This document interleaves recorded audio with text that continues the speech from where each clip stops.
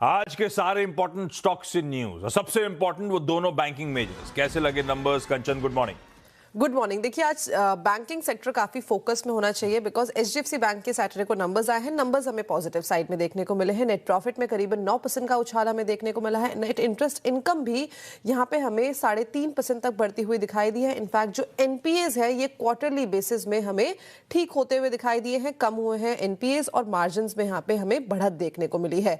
ICIC bank के numbers की बात करी जाए तो नंबर्स यहाँ पे भी हमें उसी प्रिंट पे आते हुए दिखाई दिए हैं। नेट प्रॉफिट में करीबन 8.5% की बढ़त है। नेट इंटरेस्ट इनकम यहाँ पे 8.5% बढ़ी है। एनपीएस यहाँ पे हमें इंप्रूव होते हुए दिखाई दिए हैं। साथ ही साथ इस टाइम पे बात करी जाए मार्जिन्स की तो वो भी हमें सुधरते हुए दिखाई दिए हैं और डिविडेंड का ऐलान भी कर दिया है। येस बैंक के नंबर्स आए हैं।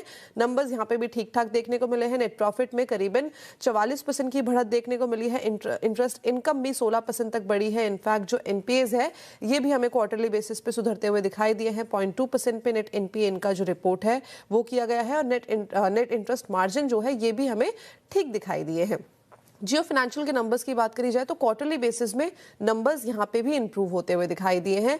रेवेन्यू में यहाँ पे अच्छी खासी बढ़त 13% की देखने को मिली है। नेट इंटरेस्ट इनकम भी यहाँ पे 18% तक बढ़ती हुई दिखाई दी है।